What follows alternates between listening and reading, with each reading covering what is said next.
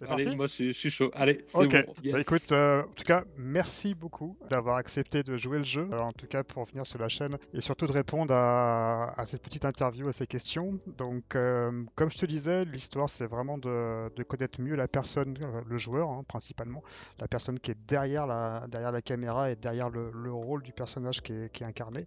Et l'idée, c'est vraiment de mettre en lumière les personnes qui jouent sur cette chaîne. Bah écoute, merci de me recevoir déjà. Merci pour l'invitation et voilà, je suis ravi de passer du temps avec toi et puis voilà, qu'on se discute, qu'on se raconte et ouais, merci. Ah bah C'est cool. écoute, avec grand plaisir. Donc, bah écoute, je te propose pour commencer, si tu veux bien, peut-être dis-moi un petit peu qui tu es, où tu habites, et puis peut-être deux, trois traits de caractère qui te caractérisent, on va dire, dans la globalité, voilà, Ok. si ça te va. Bah écoute, ouais, ok, cool, super. Bah écoute, moi c'est Mathieu, pour le nom complet, Mathieu Gras. Je suis donc résident au Royaume-Uni, à Bristol, dans le sud-ouest de l'Angleterre. D'origine française, moi j'ai vécu dans la banlieue parisienne, j'ai vécu à Paris jusqu'en 2009, et puis après ça je me suis rapatrié au Royaume-Uni. D'accord. Écoute, qui pourrait définir un peu qui je suis. J- J'imagine que je suis quelqu'un d'assez créatif. Enfin, la créativité m'inspire, on va dire en général.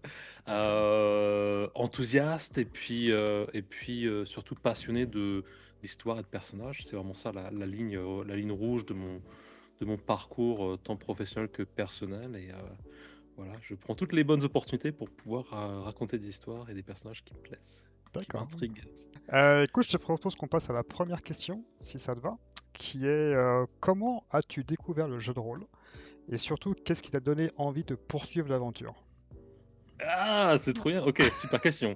Alors, je m'attendais à ce que tu me poses quelque chose comme ça sur l'entrée. Donc, j'ai réfléchi un peu, j'ai essayé de remonter un peu le fil de la mémoire. Mhm.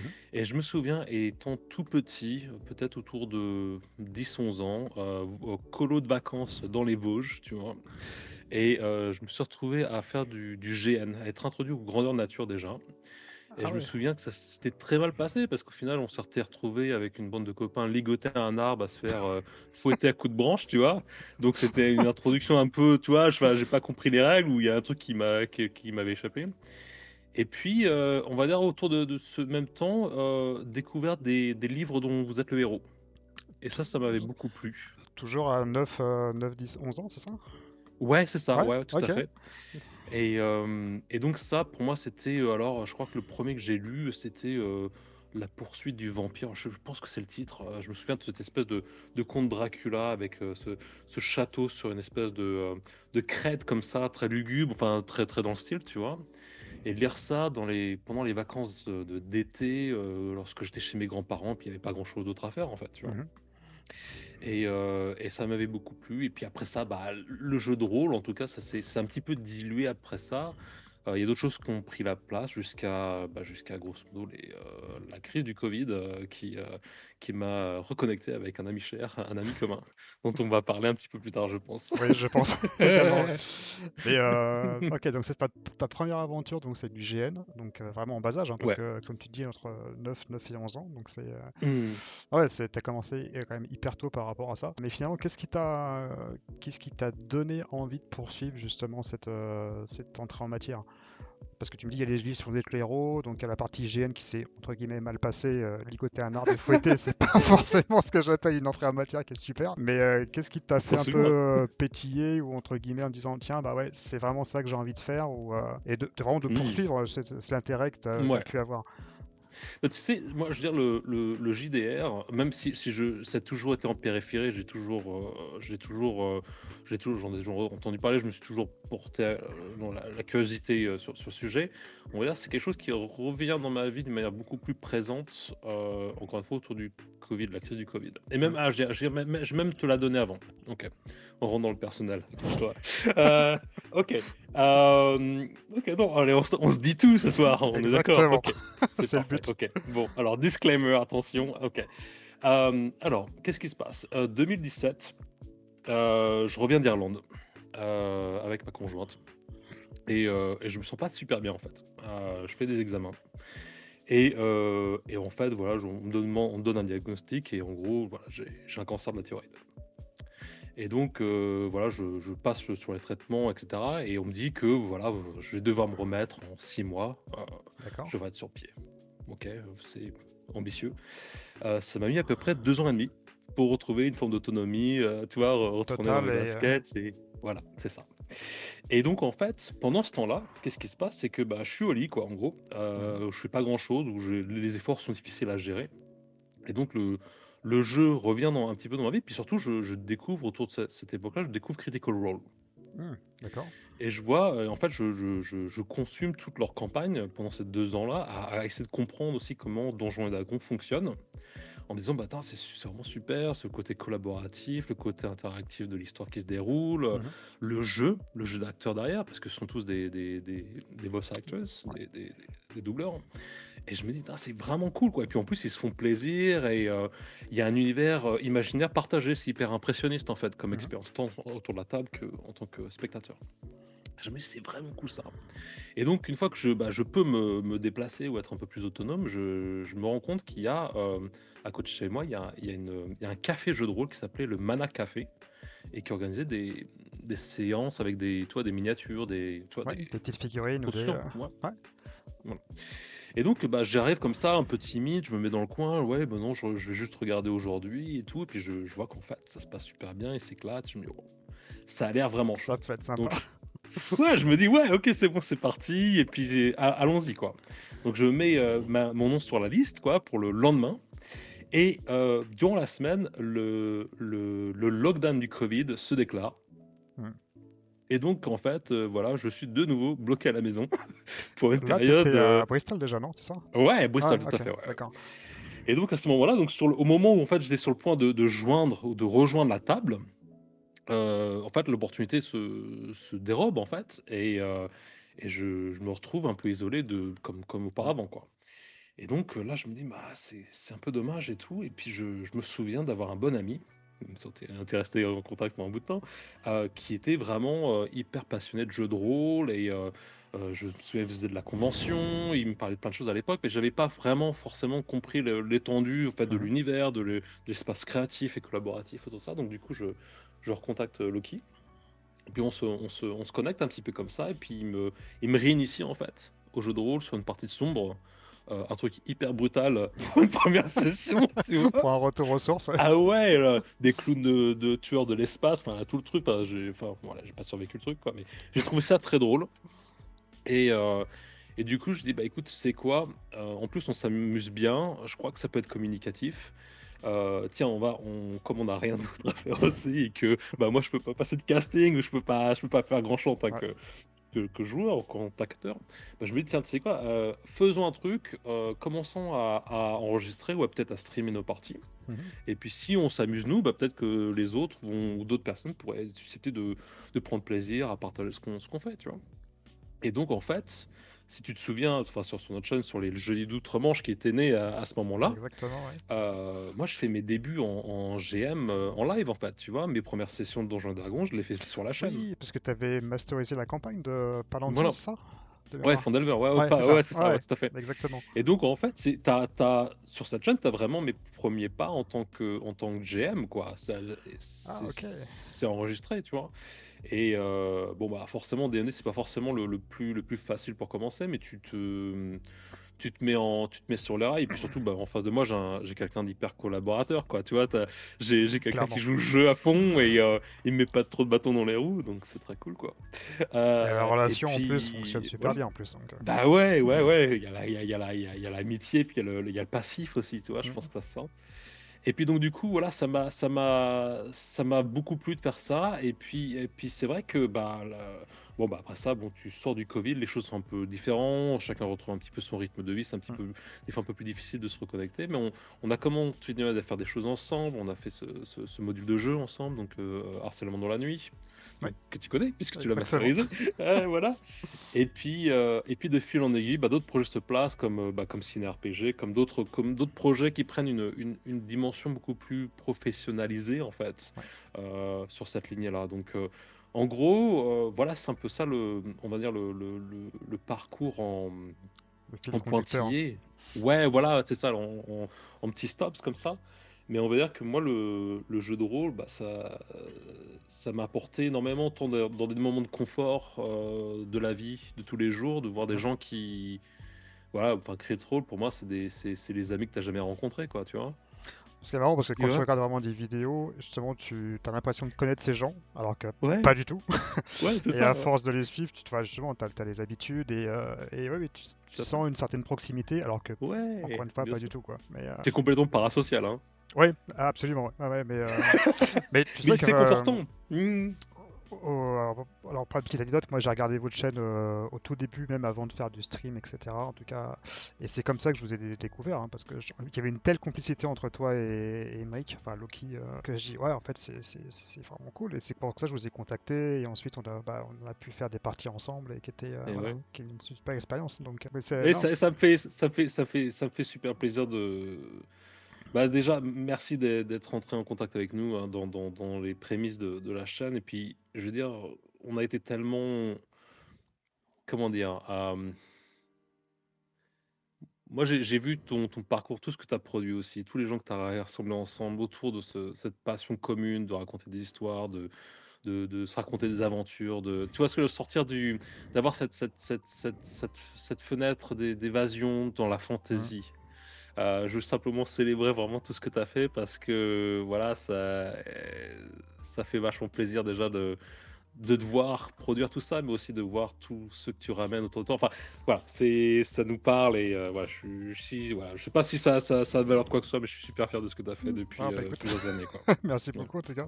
Ouais, comme tu dis, je pense que c'est vraiment le partage et tu vois, enfin la chaîne, ben, enfin on va pas parler de moi parce que c'est toi ce soir. Non, mais ça fait part de l'histoire aussi, Mais quand même. ouais, mais enfin j'ai pas vraiment, enfin je préfère mettre la lumière sur les joueurs avec qui voilà, qui contribuent parce que c'est pas moi en tant que maître du jeu etc. C'est sans joueur on fait rien de toute manière. Donc je pense que voilà, et sans la complicité autour d'une table qu'on peut avoir, bah en fait ça fonctionne pas. Donc pour moi avant tout voilà c'est les relations et l'amitié qu'on a pu développer.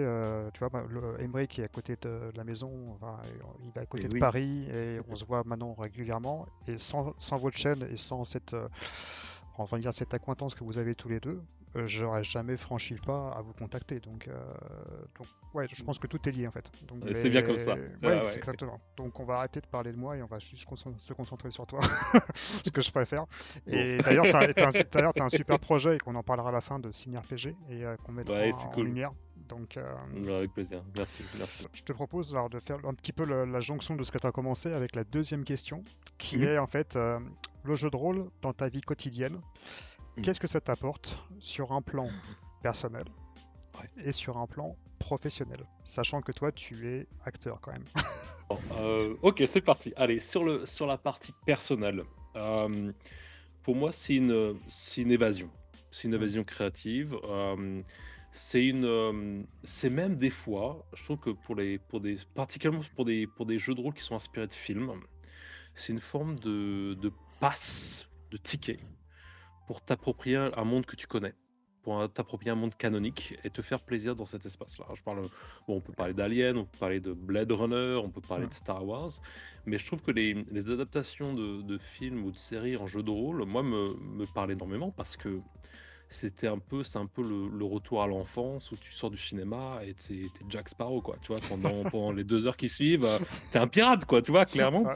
tu réagences ta chambre. Enfin, tu vois ce que je veux dire, enfin, moi, j'ai grandi là-dessus, si tu veux. Moi, j'ai grandi sur les films de Spielberg, sur la musique de John Williams. Mm. Je faisais des remises en scène d'Indiana Jones, quoi. J'ai dormi dans un matelas pneumatique dans ma chambre pour voir ce que ça faisait, tu Ah vois. ouais, Enfin, carrément, ouais. j'étais dans l'expérientiel, tu vois. D'accord. Essayer de toucher Au plus au près. mieux des personnages, ouais. Mais on va dire que le jeu de rôle d'un point de vue personnel, pour moi, m'offre un espace créatif, un espace aussi d'exploration narratif qui est D'accord. extrêmement fluide, non linéaire. C'est pas comme écrire un journal, ou même si dans le solo, tu as du Mm. journaling, mais on va dire que quand tu fais même de la conception de jeu ou t'es le GM que tu prépares, t'as toute une, t'as tout la création de cette espèce de paysage narratif dans lequel tu vas prendre tes joueurs. Et cette préparation, en fait, même des fois m'apporte plus. Par exemple, si je le fais pour du solo, en fait, Mhm. des fois ça me suffit, en fait, tu vois. Tu joues Je mets, beaucoup en bah, ça solo? fait partie du jeu. Ouais, je joue en solo et Ok, c'est ce que j'ai fait pour m'apprendre beaucoup de règles, en fait, de créer des situations d'accord. et d'essayer de retisser des histoires, quoi. Et donc pour le coup, d'un point de vue personnel, moi ça me nourrit beaucoup dans l'imaginaire, mais aussi dans le social, Ouais. parce que ça me permet de rencontrer des gens, de partager des passions, de créer des liens. Ça me permet de aussi connecter les gens ensemble. Mhm. Ça, c'est un petit peu ce qu'on explorera avec CineRPG plus tard, mais c'est un petit peu aussi le prétexte de l'événement social, et puis de se raconter une histoire tous ensemble, où on peut se permettre d'être quelqu'un d'autre pendant 1 heure, 2 heures. So, Et ça, pour toi, c'est important de connecter les gens ensemble? C'est quelque chose qui te tient ouais, à corps, enfin à cœur, je bien veux dire? sûr. Ouais. Ouais, ouais. Ok. Bah, même la fondation même de CineRPG, c'est de réduire l'isolation et les barrières sociales à travers le jeu de rôle et le cinéma. C'est vraiment au cœur de nos Ok. principes, en fait. Et ça, je l'ai vu de témoins directs, en fait. Euh, Petite anecdote, je me rends dans un magasin de pop culture, de merch store, tu vois, Mhm. bon, ça s'appelle Forbidden Planet ici chez nous. Et je vois deux personnes qui se sont jamais rencontrées, à commencer en gros, à geeker à propos d'Alien, tu vois. Et ils commencent à se donner des lignes du film, ils commencent à parler de Easter eggs, de trucs cachés, enfin, tout ce que tu vois. Et en fait, je regarde ces deux gars-là et je me dis, mais en fait, on est dans un acte de connexion. Clairement. La, la pop culture est un prétexte Mhm. qui traverse et transcende les classes sociales, les différences individuelles, les protections, ce qu'on appelle les protected characteristics en français, Ouais. en anglais c'est ton origine, ton background, ton Ouais. ethnicité, tous ces trucs-là. Et la pop culture transcende ça et te permet en fait, d'engager autour d'un dialogue. Et puis Mhm. après ça, bah, les amitiés se découvrent, les gens se dévoilent. Tu vois, t'as un premier Un contact. premier contact, ouais. Voilà. Mais j'ai vu ces deux gars qui n'avaient rien en commun, qui ne se connaissaient pas Plus que ça, vraiment ouais. d'avant. Ouais, vraiment, dans un acte de rencontre, ce qu'on appelle banding en anglais. C'est Mhm. vraiment on retrouve des terrains d'entente ou des terrains communs. Et je me suis dit, ben en fait, la pop culture et le jeu de rôle, c'est ça aussi, quoi. Un peu comme pourrait être aussi peut-être un club sportif, tu vois, aussi. Il y a un peu de Exactement, ouais. ça, en Ouais, fait, c'est en tu fait, vois. bah, t'as un terreau fertile entre les plusieurs personnes, et ensuite, voilà, comment ça peut C'est ça. essayer de pousser ensemble. Mais pourquoi finalement c'est important pour toi de connecter les gens? Qu'est-ce qui te pousse Hmm, à faire ça, entre guillemets? C'est quoi la ouais. motivation? Bah, la motivation, c'est que je pense que à la sortie de la crise du Covid, déjà, ma ville, Bristol, a souffert énormément de se retrouver, de retrouver une espèce de dynamique culturelle. Nos cinémas ont tous fermé. D'accord. Les espaces qu'on appelle les third spaces en anglais, qui sont les espaces communautaires, bah en fait, les gens ne pouvaient plus se permettre de payer les loyers parce que les prix ont été à la hausse. Mhm. On a une crise, on a une remontée économique très lente en fait au Royaume-Uni depuis 5 ans. Ouais. Et puis au final, même notre merch store, le Forbidden Planet où j'allais souvent, bah, lui, il a été détruit par les flammes au cours d'un incendie autour du Ah même oui, moment. d'accord. Donc tu te retrouves un peu à sec, tu vois, tu dis la Ouais, ville elle isolé. devient un peu tiny. Et même moi, enfin moi je me suis, je veux dire, c'est aussi une motivation personnelle, tu vois, de me dire bah tiens, je me sens aussi isolé là-dessus. Comment je connecte avec des gens qui ont les mêmes intérêts en fait, D'accord. selfishly, tu vois. Et, euh, et voilà, c'est pour ça que j'ai monté ma boîte. Très Euh, selfish. C'est bon. Ouais, voilà. Mais ça marche Mais en bien. fait, mais même tu te rends compte, enfin, enfin, on est de la même génération, tu sais que passer 35-40 ans, c'est Euh, difficile de se faire des nouvelles rencontres, quoi, même de se Ouais, faire c'est vrai. des nouveaux amis, c'est pas facile, tu vois. Mhm. Et donc, voilà. Donc du coup, c'est un peu ça. Et je pense que même ces aventures, ces histoires, elles nous racontent nous, tu vois, malgré tout, intrinsèquement, si tu vas sous les couches des personnages que tu développes, etc., il y a un peu de toi, un peu à travers tout ce que tu fais. Donc, il y a aussi ça, il y a un peu de se raconter, se dévoiler, et puis prendre euh, te donner le courage d'être vulnérable aussi dans ces moments-là, tu vois, un petit peu. Suivant le personnage que tu vas interpréter, en fait, Ouais, tu prends des risques ou pas, en fait. ouais, complètement. Et c'est pour ça que la bienveillance du GM et de la team autour de toi, elle est importante. Ouais, Donc on va dire que ça, d'un point de vue, on va dire personnel, finalement, c'est vraiment ça qui me passionne. d'accord. D'un point de vue professionnel, après, si je regarde d'un point de vue de jeu, parce que j'ai toujours engagé et encouragé d'autres acteurs à faire du jeu de rôle parce que, en fait, c'est une école qui est extrêmement précise et extrêmement intéressante à faire. Tu vois, une fiche de personnage Dungeon and Dragon, Mhm. je veux dire, si tu peux intellectualiser l'épluchage d'un scénario et écrire une bible sur le personnage que tu penses être. Mhm. Tu peux aussi la faire sur une page A4, quoi. Tu vois Ouais. ce que je veux dire? Ça Ouais. marche aussi, quoi. Et Juste pour puis, bien bah, après, comprendre, toi, tu es acteur cinéma, théâtre ou t'es multifacette? Comment ça se passe en termes de euh, ouais, ok. ta Alors, profession? plutôt Plutôt écran, écran? depuis 2011, plutôt D'accord. écran. Mais j'ai fait du théâtre, j'ai fait du théâtre immersif, j'ai fait du théâtre de rue, j'ai fait de la voix off, j'ai Ah fait oui. du fringe, du théâtre, voilà, un petit peu indépendant. Et puis T'as une c'est aussi, bah, formation, vraiment, t'as fait une école justement d'acting, initialement. Alors, D'accord. moi, mon background, alors le background académique, entre guillemets, il est dans déjà les arts appliqués. Ok. Et c'est là où j'ai rencontré Loki. On avait 15 ans. Ah, Donc, on on a fait ça recoupe, ensemble. on Donc, recoupe tout. voilà, ouais, ouais, complètement. Donc, on avait à peu Excellent. près 15 ans. Et donc, on travaillait tous les deux, enfin, ce qu'il a préparé à son métier de graphiste, hein, Mhm. quelque part. Et puis moi, je voulais finalement me faire un bagage artistique pour faire de la réalisation au départ. D'accord, ok. Et d'avoir vraiment une idée de l'histoire de l'art, des influences artistiques, les mouvements, tout ça, pour essayer de me comprendre comment utiliser ça d'un point de vue visuel. Après ça, j'ai fait l'ECAR, qui est l'école internationale du cinéma à Paris. Mhm. Et j'étais le premier étudiant en classe internationale, donc toute ma formation était en anglais. En anglais, ok. Parce que j'avais l'ambition d'avoir une carrière un petit peu à l'extérieur de la France, ou aussi de faire mes pas un petit peu ailleurs. Mhm. Et à travers ça, donc j'ai une formation de réalisation pendant 3 ans qui s'est aussi mêlée avec de l'actorat. Et j'avais un prof irlandais, John Argotty, qui était le doubleur de François Clavier pour les films anglais. Il faisait la voix de François Clavier sur tous les films D'accord. qu'il faisait. Et il m'a vachement inspiré en fait. Et il m'a donné un peu le bug de ça. Et puis dans ce qui s'en s'est suivi, c'est que en fait, d'arriver en Angleterre, je me suis rendu compte que déjà, bah, pour tous les films à caractère culturel français, comme Les Mhm. Misérables, comme bon, il y a Les Trois Mousquetaires, tout ce truc-là, Mhm. en fait, il n'y a aucun acteur français qui sont castés. Et j'ai pas compris Pour quelle pourquoi. raison? Ouais. Alors, pour quelle raison? Voilà. Donc, je me retrouve un jour invité à un festival du scénario. Bon, ça, c'est une autre histoire. Et je me retrouve à côté d'une directrice de casting qui s'était occupée justement du casting des Trois Mousquetaires récemment. Et je lui demande, mais pourquoi? Excusez-moi, madame.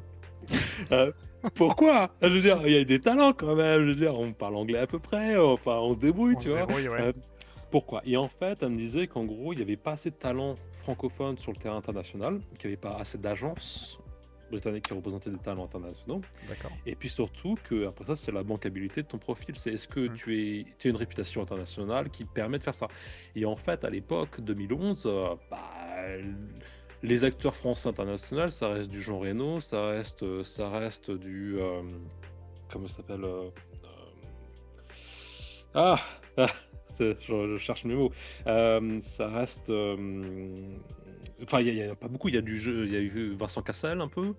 Après, Il y ça a. reste, c'est des poids lourds de la profession, en fait. Ouais, Donc, mais en fait, il y avait pas beaucoup de Français dans la scène, quoi. ouais. Donc, voilà, je me suis dit, bah tiens, c'est intéressant. Et puis à l'époque, mon beau-père, lui, était un acteur de la Royal Shakespeare Company.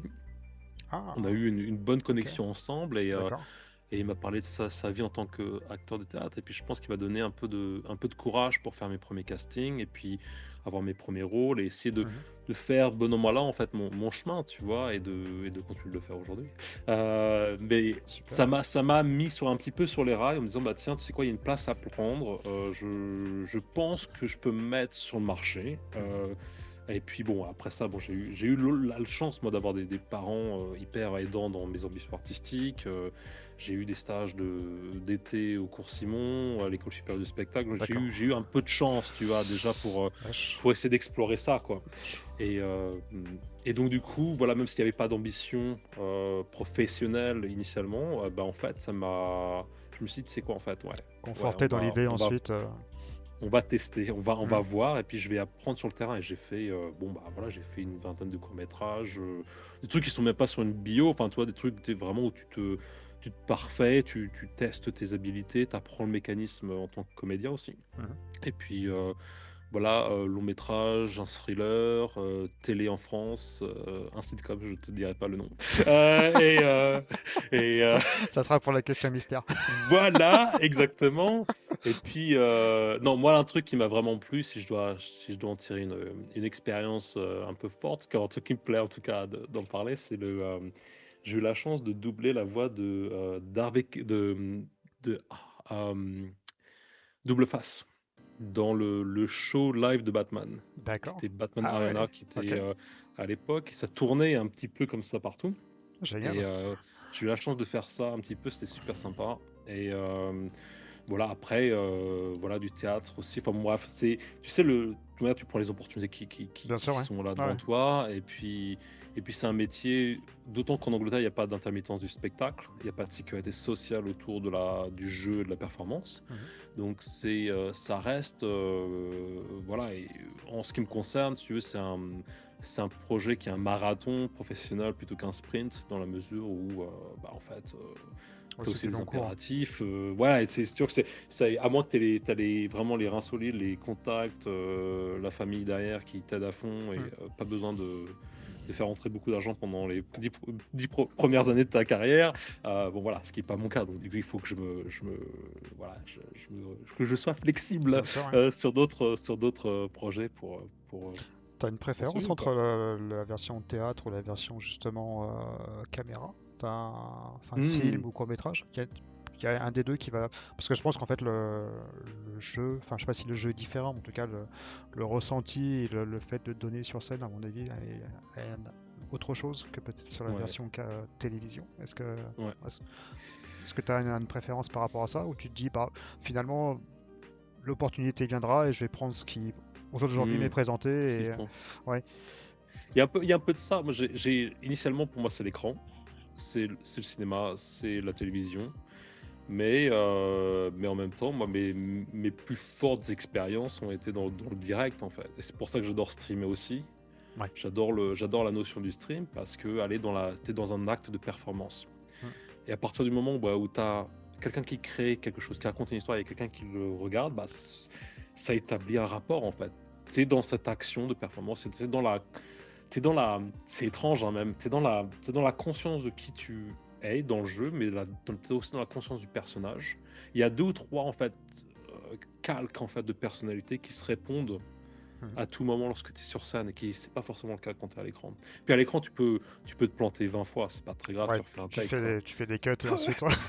Là, quand tu es sur scène, bah en fait, il faut que tu t'adaptes, en fait. Tu es Ouais. beaucoup plus dans l'improvisation, et puis tu travailles avec le public, avec le souffle de ton audience, en fait. Il faut que tu donnes le temps pour que le public réagisse, et aussi sa part de participation Alors, dans la dynamique, tu vois.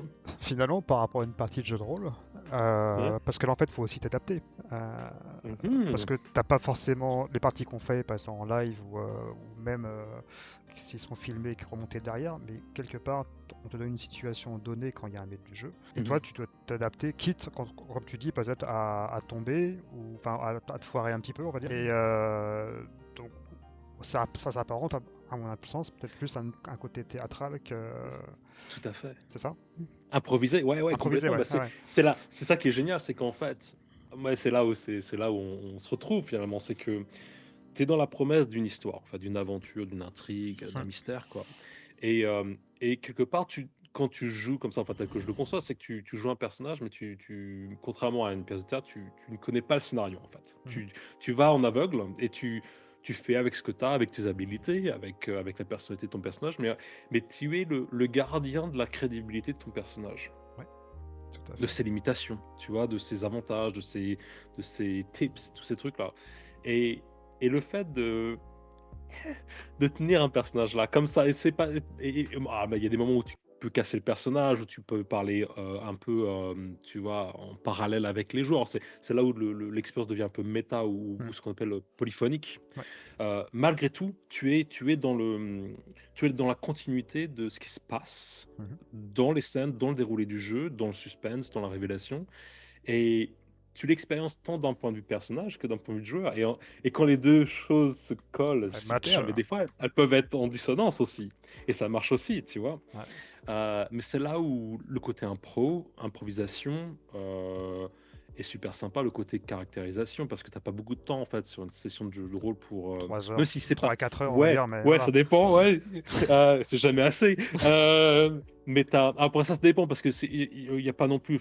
Moi, je le vois d'un point de vue d'acteur un peu. Et je veux pas du tout foutre la pression à qui que ce soit par rapport à ça. Je veux dire, c'est pas. Il y a aucune obligation, il y a aucun impératif lorsque tu joues à un jeu de rôle. Il faut que tu te fasses plaisir. C'est Mm. ça À le la plus base, oui, je important. pense que c'est le plus important. Voilà. Après, si t'es vraiment passionné de ton personnage, si tu veux aussi un peu contribuer au côté un peu créatif de l'expérience, aussi pour les autres joueurs, Mhm. et tu te sens en confiance de pouvoir incarner un personnage, t'habiller, te poser avec un cosplay, travailler ton accent, ta gestuelle. Il y a aussi un espace pour ça, et Mhm. c'est là où je me suis fait plaisir moi depuis 2020, parce que encore une fois il y avait des conjonctures qui faisaient que je pouvais plus jouer en fait. Mhm. Le théâtre était fermé, les tournages se sont arrêtés, et donc je pouvais plus vraiment pratiquer mes Seul- skills autour de ouais. ça, ou me faire plaisir, tu vois. Donc finalement, le jeu de rôle est un bon palliatif, en tout cas un bon complément par rapport à ton métier actuel. Ouais, ouais, et puis ça devient vraiment son. Je veux dire, et en même temps, c'est pas non plus c'est pas non plus un proxy, c'est quelque chose que j'apprécie, que vraiment je valorise pour ce que c'est, tu vois, Ouais. une vraie forme de- de- d'histoire à caractère collaboratif, improvisé, et il n'y a rien qui est vraiment comme ça en fait, c'est Mm. vraiment unique, Ouais, et c'est une c'est ça qui est bien. Ok. Voilà, voilà, Question, question 2. question 2. C'est tiqué. Alors la question 3 peut-être un peu plus simple. Quelle est en fait ta meilleure expérience de jeu de rôle? Qu'est-ce qui l'a rendu si spécial, j'ai envie de dire? Et forcément, vu qu'il faut un miroir, je vais te demander également quelle est ta pire expérience de jeu de rôle? Et qu'est-ce qui l'a rendu Oh, plutôt pas forcément mémorable? oh, ok, ok. Euh,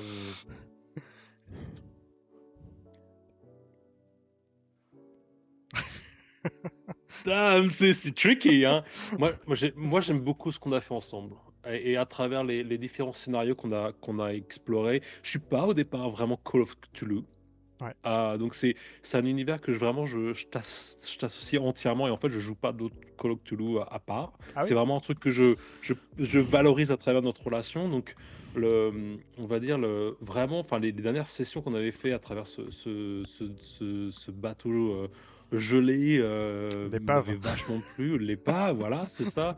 Il y avait l'hôtel Barton aussi, je crois, si je me trompe Ouais, pas du nom. exactement, ouais. Ouais. Ça, j'avais bien aimé. C'était Barton parti sur un truc Motel. assez. C'était assez intéressant. Et puis, encore une fois, les choix de personnages que tu nous avais proposés étaient vraiment contrastés. Et puis, je veux dire, encore une fois, c'était de remettre dans l'ambiance. Et c'est là où tu es. Alors, je sais, on n'est pas supposé parler de ta chaîne, mais j'en parle un peu quand même.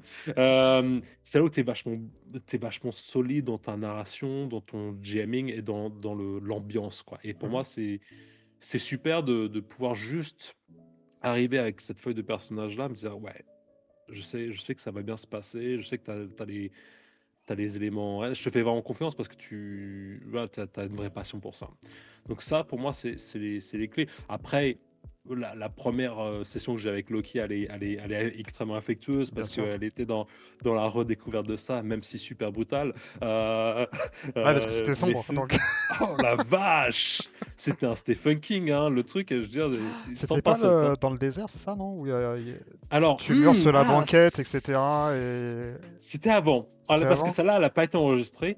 C'était en gros l'histoire de parents qui partaient. J'étais un enfant de 10 ans.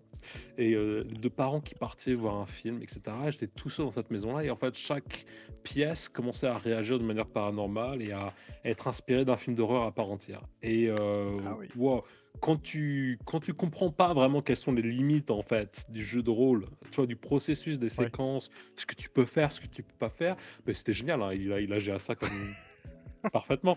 Mais je veux dire, de l'autre côté, j'étais là. Ah Au et score. ça a été, c'était du ça, c'était du Shining, c'était du Red Rose, c'était plein de trucs comme ça, tu vois. Et c'était bien, mais c'était intense, hein. Donc une C'était super intense. expérience de jeu, ouais. Donc malgré tout, voilà. Donc je dirais ça, ce sont mes belles sessions. Puis il y a une session qui me tient à cœur parce que c'était aussi le launch de Cine RPG pour nous, qui a été ce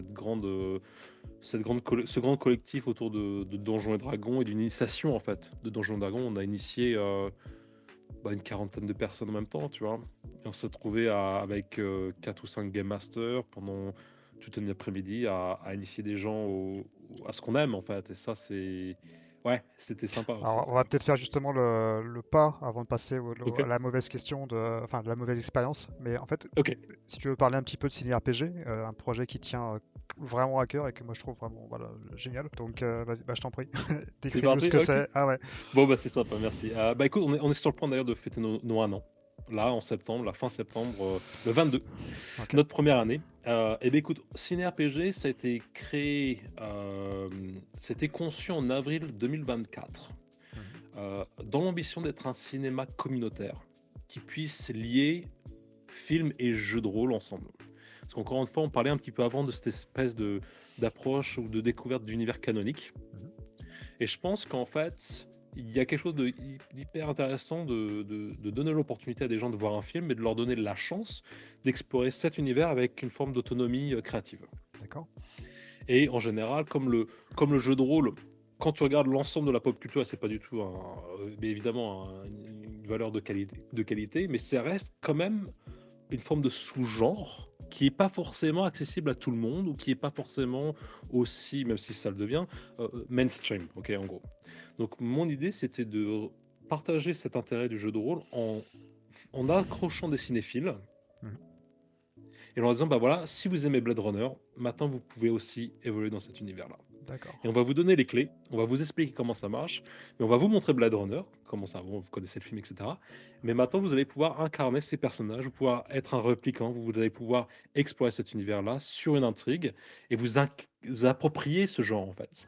Vous s'approprier la franchise et l'explorer le plus possible. Donc, ça a été un petit peu ça l'idée initiale. Et, et donc pour le coup, bah, on a eu un tout petit peu de financement pour ça. On a lancé le truc et puis on a fait salle pleine la première session.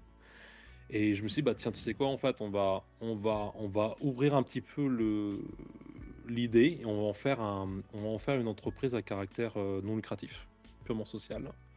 Et on va essayer de retrouver des subventions pour essayer de continuer, parce que ça Que ça coûte soit un peu de pérenne, sous ouais. quand même Mhm. de faire ça, mais aussi de se dire, bah tiens, tu sais quoi, voilà, comment est-ce qu'on peut connecter ces choses-là, comment est-ce qu'on peut continuer d'explorer l'intersection entre le film et le jeu à Mhm. différents niveaux, et de voir un petit peu, parce que bon, de plus en plus, tu le vois aujourd'hui, il y a énormément de franchises de jeux qui se sont adaptés au cinéma, Bien sûr, oui. et Ah oui. l'univers retourne dans l'autre aussi. Donc quand je parle de jeux en point de vue général, mais bon, The Last of Us, on va dire, il y a plein de choses comme ça. Là, par exemple, il y a eu le trailer du dernier jeu James Bond qui vient de sortir. Ok, D'accord, j'ai pas vu, ouais. ouais, First Light, je crois que ça s'appelle. D'accord. Oh, top ça. Alors que James Bond était la première franchise cinéma à se faire adapter juste après D&D. Ok, Donc elle a intéressant. aussi énormément d'histoires en fait dans le jeu de rôle et qui ont permis des gens de l'époque, dans les années 70-80, aussi pendant les dîners, de s'improviser espion au service de Sa Majesté, etc. Et Donc, finalement, le spectre de personnes que tu touches, tu dis que tu as à peu près initié une quarantaine de personnes dans la première séance. C'est ouais, un tout à fait. public qui est assez large en termes de Ouais. tranche d'âge, ou Mhm. comment ça se passe, Ouais. ou de Alors, profession, de perspective, comment ça se... ouais, ouais, ouais. Alors, notre public, il est défini par là où un petit peu les événements se prennent place, entre guillemets. Donc en termes de démographie, en termes de public, en fait, c'est principalement décidé en fonction de là où les événements ont lieu. Et pour nous, notre ambition, c'est de permettre de créer ces événements pour les gens qui n'ont pas beaucoup de revenus, en fait, tout simplement, qui sont dans Mhm. des univers ou dans des environnements défavorisés, où justement la notion d'isolation et de barrières sociales font partie de la réalité du quotidien de ces gens-là. Donc nos événements sont, en fait, tu payes ce que tu veux. Il n'y a pas de ticket, il n'y a pas de prix T'as pas un prix fixe. au ticket. Ok. C'est toi qui décides. Si tu peux pas te permettre, bah, c'est pas grave. Viens quand même. Profite du film, profite du jeu, fais-toi des amis, C'est fais-toi super. des potes, et puis en espérant que ça puisse t'apporter quelque chose. Donc on a des familles en fait qui viennent. On a eu pas mal de familles, on a eu des grands-parents avec leurs petits-enfants, on a eu des gens qui étaient complètement d'eux-mêmes. Et puis au niveau de la démographie, c'est quoi? On a eu entre 9 et 75 ans quoi en fait. Oui, donc un panel extrêmement large. Ouais, ouais, Mais ça, enfin, je pense que ça doit être une expérience qui doit être assez touchante, parce que justement, quand ouais, tu ouais, ouais. permets à des enfants défavorisés ou des personnes qui n'ont pas forcément les moyens d'accéder justement à un univers imaginaire, ou, comme tu dis, te retransmettre dans une licence que tu aimes, que tu as connu petit ou que tu Voilà. redécouvres par la suite, je pense que humainement, ça fait du bien, non? Enfin, Bah ouais. Et puis on fait partie de ça aussi, on les accompagne. C'est que c'est là où on introduit moi je GM avec d'autres collègues quoi en fait. ouais, Et il y a il y a une vraie bienveillance, il y a une conscience de la neurodiversité aussi. Tu vois, on ouais, est c'est. hyper vigilant de l'environnement, comment les gens réagissent, Mhm. beaucoup de safeguarding autour de ça. Puis c'est aussi, bah, on va pas faire du PvP, tu vois, on est dans le collaboratif, quoi. Donc, du coup, tout le monde, tu vois, à moins que ce soit Alien et ils soient revenus en deuxième semaine, mais tu vois, il y a quand même un esprit on est ensemble à solutionner un problème, une intrigue, une aventure. D'accord. Et ça renforce le côté collaboratif. Et depuis, bah, les gens se sont connectés, ils continuent de se voir. Enfin, C'est si tu veux, top. c'est des étincelles, quoi. C'est Hmm. simplement des. C'est en En gros, fait, tu plantes une petite graine et la suite, si ça pousse, voilà, tant mieux, quoi. voilà. Mais c'est des prétextes à la rencontre autour d'un univers que tout le monde puisse reconnaître, en fait. C'est pour ça qu'on pourrait être super niche. Mhm. Et on pourra peut-être se le permettre de le faire à un moment donné, si on a une grosse programmation sur un an, en disant bah voilà, on a sécurisé les fonds pour un an de projection et de jeu. Bah, peut-être qu'il y a du Alien, peut-être qu'il y a du James Bond, tiens pourquoi pas. Mhm. Peut-être qu'il y a du Ghostbusters International ou du Men in Black, pourquoi pas. D'accord, ouais.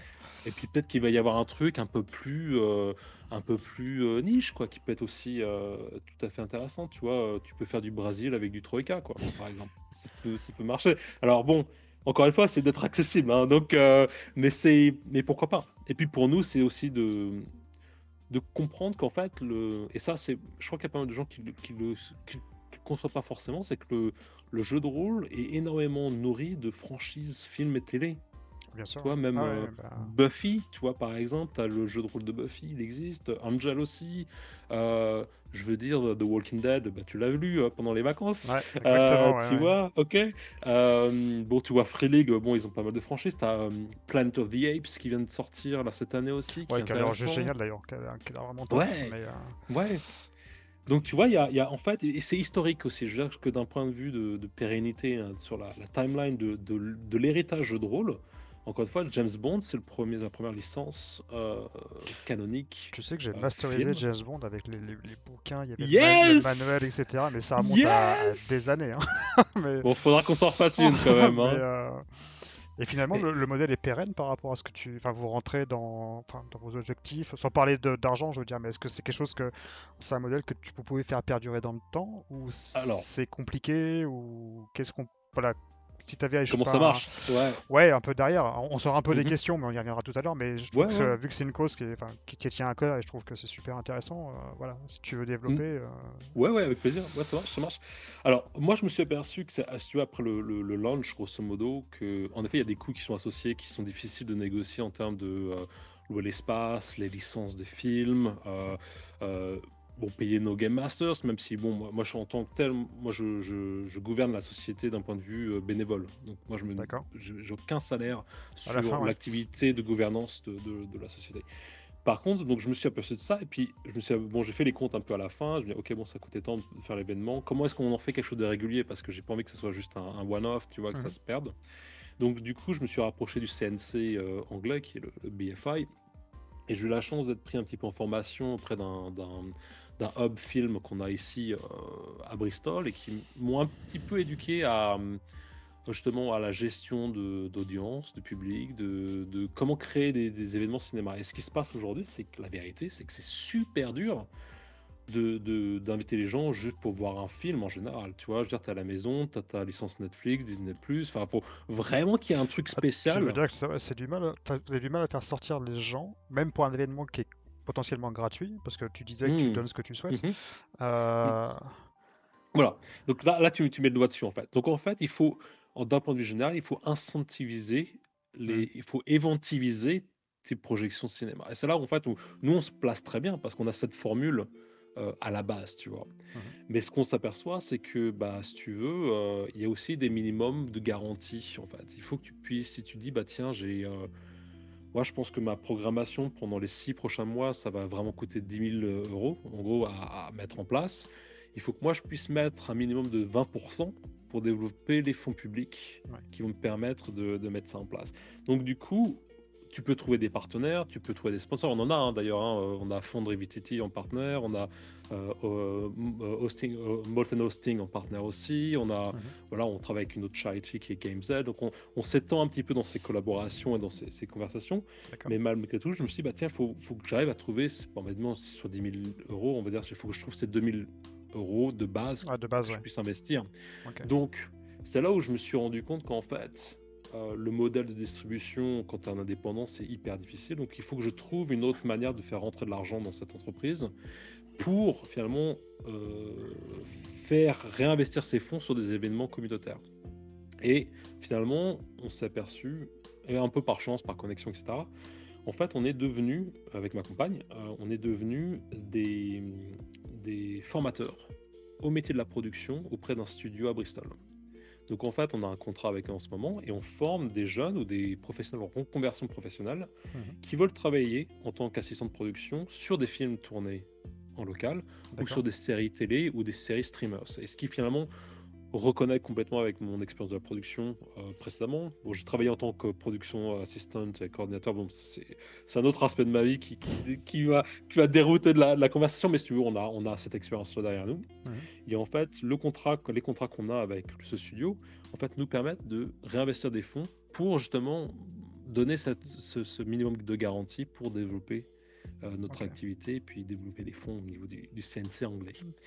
Donc en fait, on a dû pivoter parce que je me dis, bah, je veux pas être dépendant de trop de bénévolence, Mhm.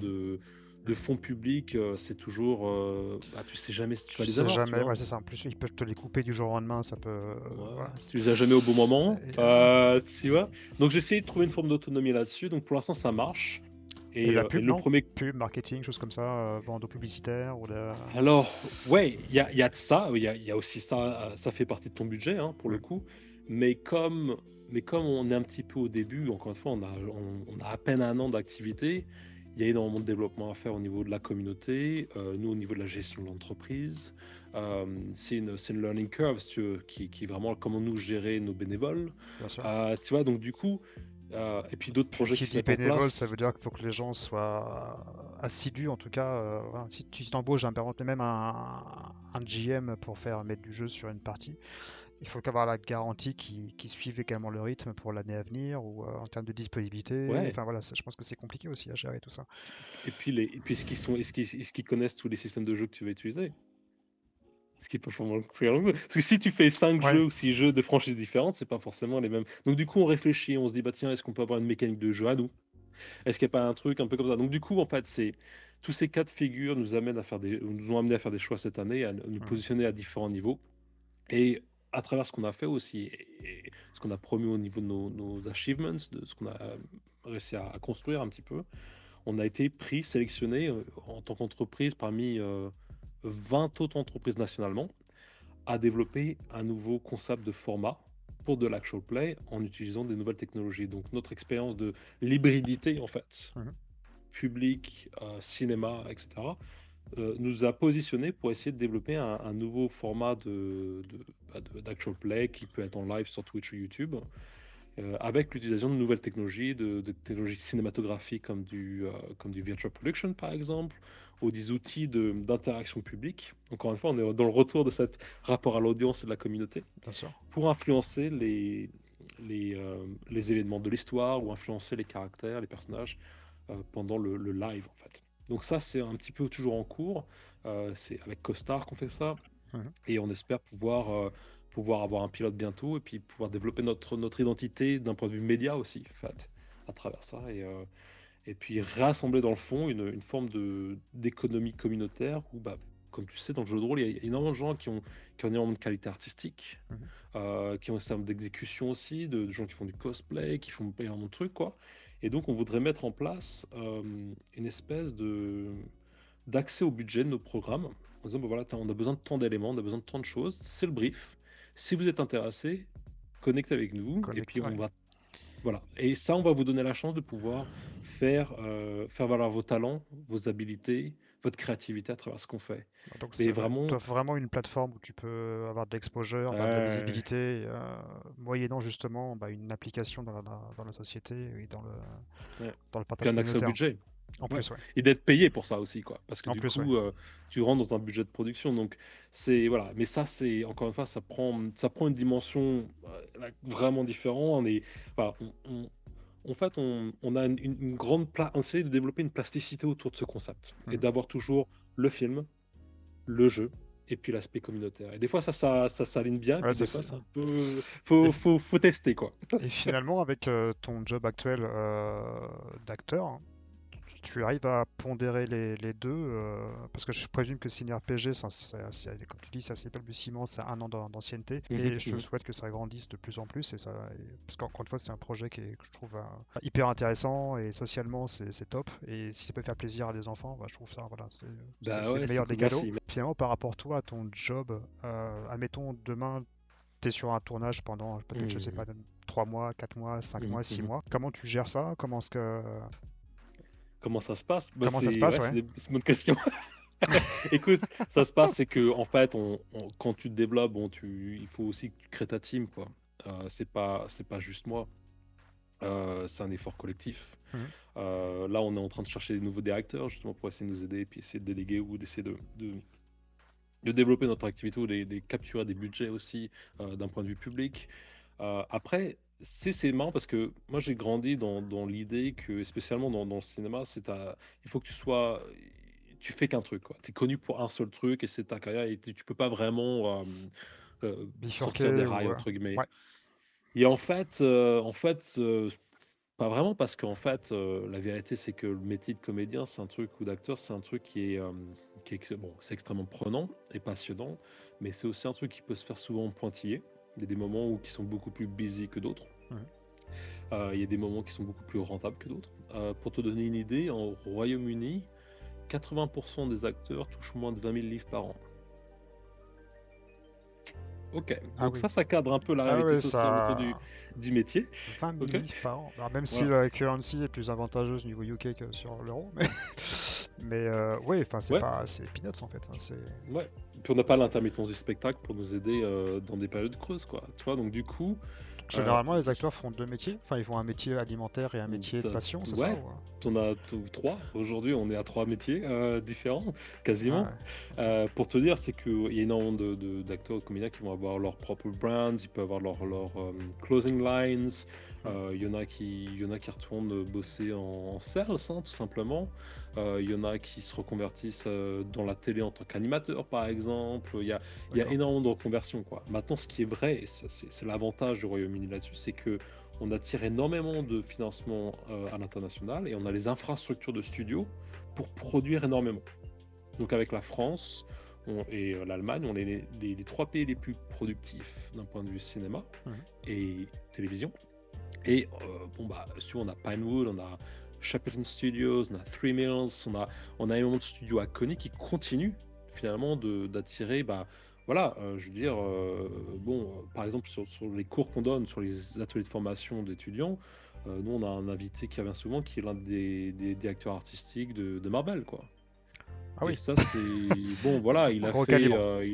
ouais, et en même temps un mec hyper abordable, voilà, il a fait le dernier Ghostbusters par exemple, il a recréé la caserne de pompiers en studio. D'accord. Mais par exemple, pour te donner une idée, Ghostbusters, le dernier, il a été tourné quasiment exclusivement au Royaume-Uni, à Londres, UK. pas du tout à Ok. New York. D'accord. Donc on a ces avantages-là. Ouais, donc il y a Donc une ce qui fait grosse qu'il y a force de frappe, entre guillemets, c'est centralisé sur la partie UK, Londres, je présume, principalement. Donc, ouais, ouais. voilà. Après, il y a des opportunités. C'est comme tout. Moi, j'ai vu par rapport à mon background, à mes skills, je suis français ou européen, si tu veux, pour le Royaume-Uni, avec mon accent et tout. Il y a aussi tant d'opportunités que je puisse vraiment avoir, quoi. Il y a un marché, en fait. Moi, j'appartiens à un marché assez restreint.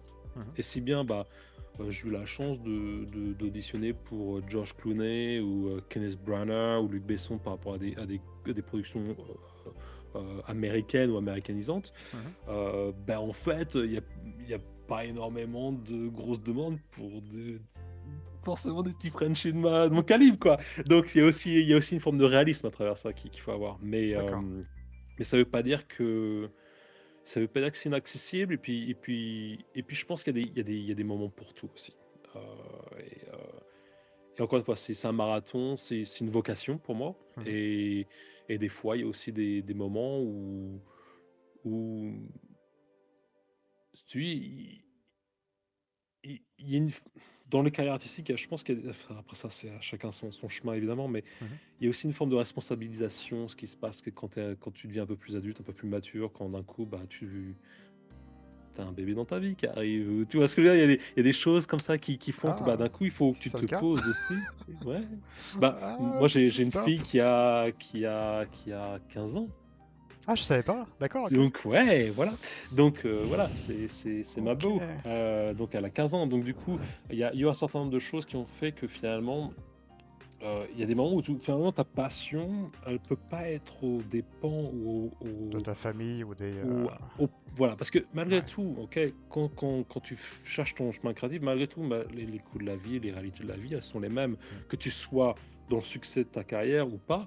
En fait, à un moment donné, j'ai grandi à travers ces expériences-là, et puis des épreuves de la vie, voilà. Puis on en parlait un petit peu avant, la maladie, des choses comme ça. Et à un moment donné où moi, je voulais plus que mes choix de carrière soient aux frais de mes proches, Ouais. ce qui est souvent Qui le cas dans impacte l'actorat. vraiment ta famille Voilà. ou tes amis proches. Voilà. Ok. Donc j'ai réalisé qu'en fait, il me fallait une base financière qui me permettait de créer cette carrière autour, mais de pas, mec, je te dis dans la confession, c'est que de suivre sa passion, c'est génial, mais c'est un peu la loterie, tu vois. Et je pense qu'il y a un bias qui se met en place, qui le plus tu galères, le plus tu t'accroches, le plus tu es proche de réussir.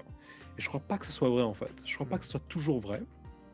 Et je l'ai testé et ça m'a coûté d'être SDF, quoi. À un moment donné dans ma vie, je me suis retrouvé à Londres, je pouvais plus payer mon loyer, j'étais à la rue, mais j'avais juste assez d'argent pour faire une autre audition, tu vois. D'accord. Et en fait, à un moment donné, ça marche plus, quoi. Il faut maturer un petit peu, il faut se mettre un petit peu en Restructurer. perspective. Ouais. Ouais. Puis t'as envie de profiter de la chose, enfin des choses de la vie aussi avec les autres, quoi. Tu vois. Donc j'ai développé des habilités qui m'ont permis de faire de la formation, par exemple, ou d'aider des organisations à différents niveaux pour faire des cours ou les aider à utiliser une partie de mes habilités auprès d'autres personnes. Et ça m'a permis en fait de stabiliser mon terrain économique pendant plus de 5 ans, quoi, en fait. Et ça me permet en fait de faire ce que je fais aujourd'hui, en fait. C'est de baser. En fait, le fait d'avoir de une- changer de mindset complètement, parce que Ouais, si j'ai ouais, bien ouais, compris, tu as ouais. touché un petit peu le fond Ouais, pas Enfin, mal, ouais. ouais, un petit peu, ouais, je pense que tu as un petit peu Ouais. galéré. La, Et la, la finalement, disette ouais, était. Ouais. et changer vraiment de vision, de bracket, Ouais. bah, en tout cas, voilà, ça te Ouais. permet de revenir à flot, et c'est ce qui te permet justement Bah après oui, de vivre de tes passions, enfin, en tout cas, c'est ça. peut-être de les tempérer aussi, parce que si, comme tu dis, une Ben passion oui, c'est chronophage et c'est au détriment de ta famille, de tes amis, de ta situation ben bien financière, sûr, bien sûr. c'est voilà, c'est extrêmement compliqué, ouais, donc, ok, C'est des leçons de vie. C'est des leçons de vie. Comment tu gères ta passion, comment tu gères ta carrière autour de ça. ouais. Et après ça, bon, chaque chemin est unique, hein. Je veux dire, pour certains, ça peut marcher. Il y a de la chance, il y a des opportunités, tout ça. Il y a tellement de facteurs X. Mais il y a aussi, malheureusement, dans ce métier-là, il y a aussi la notion que, en fait, tu n'es pas vraiment en contrôle de ta carrière. En fait, t'es vraiment, tu te mets à disposition Mhm. beaucoup, mais en fait, à moins que tu transites un peu dans la production, que tu deviennes producteur et que tu te battes pour tes histoires, tes personnages et tes projets, ben en fait, tu te retrouves, t'as jamais vraiment en fait Le le contrôle. contrôle d'une audition, Mhm. quoi, tu vois. Et c'est pas tant d'avoir le contrôle, mais c'est de se dire à un moment donné, il y a peut-être des choses que tu as envie de créer, toi, de léguer ou de partager avec d'autres qui te tiennent à cœur. Et je pense que un, un acteur trouverait beaucoup de solace à produire ses propres pièces, tu vois, à se battre pour ses idées, ses idéaux aussi. Je pense Mhm. que c'est pas un mauvais compromis en fait, tu vois. D'accord. On se parle de Intér- trucs ce soir. Ah non, bah en fait c'est super intéressant, hein. Donc c'est vraiment super intéressant. Moi je connais pas du tout en fait le milieu artistique. Je suis plus dans la côté optimisation des revenus, finances, choses comme ça. Donc ça, c'est un monde que je découvre aussi par rapport à toi, et je trouve ça, ouais, extrêmement intéressant de voir aussi Ouais, comment le business model peut fonctionner, ouais, ouais. et puis justement comment tu arrives à concilier passion, coût de la vie, développement personnel par rapport à des associations. Bah, voilà, c'est de jongler avec tous ces événements. Je trouve que ouais, c'est assez impressionnant en fait. Donc, Il y a pas de journée qui se ressemble. Moi, si tu veux, j'ai pas de 5 à 7 hein. En soi, oui, tu es voilà, plutôt flexible sur la partie horaire, et suivant l'opportunité qui va se ben oui, présenter, tu vas sauter dessus ou pas en fait, hein. voilà. Donc, Et puis c'est la liberté qui s'en accompagne aussi. Que moi, je trouve que j'ai fait du travail d'entreprise. Attention, il y a des moments où j'ai dû aussi, là, j'ai travaillé dans la finance, ouais, euh, très courtement. J'étais réceptionniste de cabinet d'avocats de haute gamme à Londres. J'étais vraiment spécialisé pour ça. J'ai fait de la vente de produits de luxe dans l'équivalent des Galeries Lafayette, d'accord. Selfridges, c'est ça. Donc, si tu Ouais, veux, j'étais représentant de café, de marque de café capsule, en pour fait, ne pas les nommer. Ouais, t'as plein de cordes à ton arc en fait. Donc, voilà. Mais ça t'amène à t'adapter constamment, en fait. Et ça, en fait, c'est vraiment été la force professionnelle que j'ai développée, c'est l'adaptabilité, en fait. Et je sais que, ok. euh, en fonction du job, en général, ça dépend du job, mais tu me donnes à peu près 6 7 semaines, je comprends le concept, quoi. Ouais, et t'arrives à matcher ensuite avec Ouais, le besoin t'as tout un principe de modalité, j'ai une forme de stratégie en fait quand je commence dans un univers que je ne connais pas, c'est d'identifier quelles sont les personnes les plus effectives, quelles sont leurs routines, quels sont ouais, leurs quotidiens, key et de player. méta-former ses habitudes pour s'intégrer quoi. Et enfin, Ok. voilà, le côté corporate. Euh, Voilà. je te propose de reboucler sur Ouais, ton ouais, bien sûr, pire bien sûr. souvenir, de Oh, JDR. pire souvenir de GTA. Ok, S'il y en a un, hein, pire ça se trouve, souvenir. Ah ouais, t'as pas... ouais, Ouais, ouais. Ouais, j'en ai un. vas-y, balance. J'en ai un, je mets les braquettes, je mets les braquettes autour pour voilà, voilà. Euh, Jeu de rôle avec un gem que je connais très bien. Ouais, Euh, j'espère que c'est et pas moi. non, non, ce n'est pas toi, ce n'est pas toi, ce n'est pas Loki non plus, non, non, non, non, du tout, du tout. Mais jeu de rôle, mais alors pour le coup avec des gens que je ne connaissais absolument pas. D'accord. Et en fait, je me suis retrouvé à jouer avec quelqu'un qui avait un caractère assez toxique en fait et qui ne s'adaptait pas du tout aux circonstances ou aux personnages de l'aventure Ok. et qui a terminé en gros à vraiment museler mon personnage et de tourner en fait la présence de ce personnage-là d'un point de vue complètement superflu à l'ensemble de l'aventure. Donc du coup, tant d'un point de vue fictif. Mon personnage était complètement laminé, enfin, je veux dire, même avec brutalité. Hein, je veux dire, Ah oui, il n'a pas du tout létal. hésité à m'éclater la tronche, grosso modo. Mais en même temps, c'est très difficile je trouvais très difficile de rebondir dans l'empathie, dans le côté collaboratif, avec cette espèce de, Ouais, tu peux dire le tu mot. vois, ouais, ouais, t'as un bip au montage? Ouais, c'est pas grave. Ouais, C'est c'est pas une chaîne connard. corporate. Euh, Donc, ouais, ouais. Non, mais c'est ça en fait. Donc du coup, je me suis retrouvé avec quelqu'un qui a fait acte de violence dans un univers fictif. Et même si, allez, je veux dire, en fonction des scénarios, des circonstances, etc., ça peut parfois se justifier, mais là, c'était mhm, vraiment gratuit. targeté, ouais, gratuit. Et pour le coup, bah, je me suis retrouvé un peu à l'abandon de l'intérêt de continuer à jouer. Je me suis demandé, bah écoute, je sais pas, enfin, je vais pas planter une partie, mais je me dis, bah en fait, merde, quoi, tu vois. Ouais. Et ça m'a un peu resté dessus. Et puis, bah du coup, en fait, bah, ce jour-là n'est plus revenu, en fait. Il s'est fait un petit peu éjecter. C'était Exclure la un table. problème de comportement. Ouais. Ouais, mais quelqu'un qui a pas compris, en fait, l'essence du jeu de rôle dans la collaboration, qui est venu pour jouer un tocard effronté, quoi. Et en fait, je me demande si c'était pas vraiment lui Si qui c'est m'avait pas le. refusé. Voilà. On sent la bienveillance. Mais ouais, Mais mais, ouais, mais mais carrément. t'apprends aussi, Ah ouais. tu vois, tu dis, bah Ah ouais. tiens, je voudrais pas mettre mes joueurs dans cette situation-là, donc du coup, voilà. Mais donc, du coup, voilà, c'était ma mauvaise expérience. Après, ouais, tu t'amènes un peu perplexe, tu dis, bah, je sais pas trop. Est-ce que je me suis fait plaisir? Pas vraiment. Tu t'amuses pas, c'est pas amusant pour la table. Ouais, Donc, ouais, bon, c'est un bof. peu gratuit, bon, ok. Mais bon, à part ça, non, en fait, j'ai eu beaucoup de chance de partager des moments super sympas avec des super GM, puis des super joueurs aussi, parce que c'est ce que tu disais aussi au début, c'est finalement, c'est la qualité des personnes autour de la table Mm. qui font ces aventures aussi des moments et puis des souvenirs, Et puis les quoi, en fait, souvenirs tu surtout. vois, Ah ouais, moi c'est. Enfin, je trouve que la tu partie vois? souvenirs, c'est ce qui est indéniable. Enfin, c'est une vraie plus-value, quoi. Donc, Voilà. Ouais. top, top, top. Question numéro 4.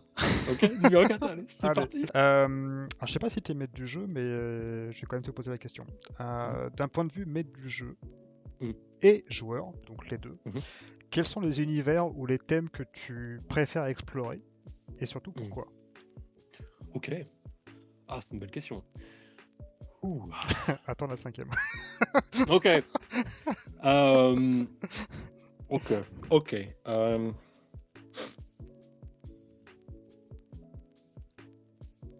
C'est intéressant. C'est intéressant. Excuse-moi, je prends une petite minute pour Bien réfléchir. sûr, ouais. Ah ouais. Euh,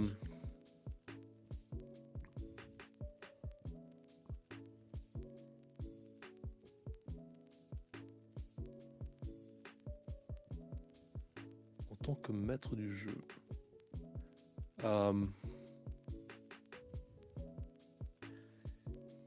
je crois que moi, ce qui me plaît, c'est des histoires. En tant que maître du jeu, c'est de créer des situations qui se révèlent dans le contraste, en fait. Il y a un côté qui peut être très ludique, Mhm. mais qui a aussi une espèce tu vois, de sous-jacence assez réelle dans le ressenti. D'accord. Et quelque part, peut-être que bon, ça peut s'adapter dans du medieval fantasy, dans de la sci-fi. Je suis un peu moins horreur par choix en fait de GM. Mhm. J'aime beaucoup jouer, mais je suis moins dans le GMing d'horreur. Mais j'aime des choses qui ont une forme de résonance émotionnelle. Et en général, ça se passe dans des histoires qui sont beaucoup plus personnelles.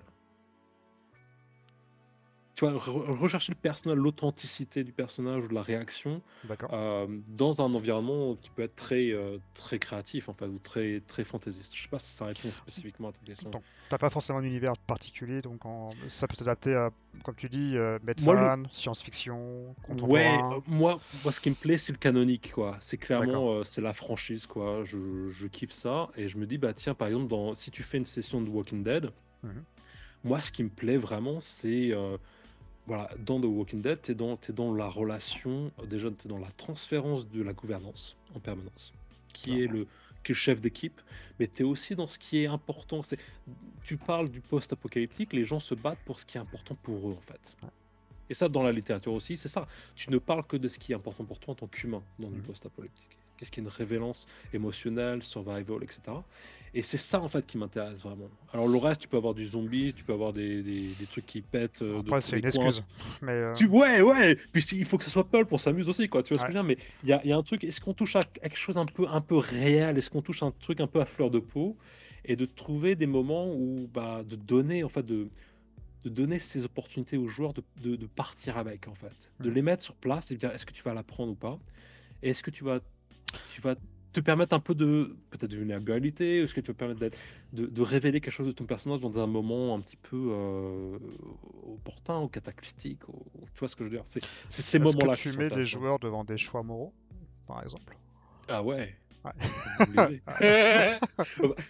C'est à partir Bon, de ça ça. fait partie Regarde, du deal, hein, mais enfin, ouais, c'est. bah ouais. Mais c'est surtout à travers ces choix moraux que ton personnage se définit en fait. Ouais. Ça, c'est la base de la narratologie, de la dramaturgie. Mhm.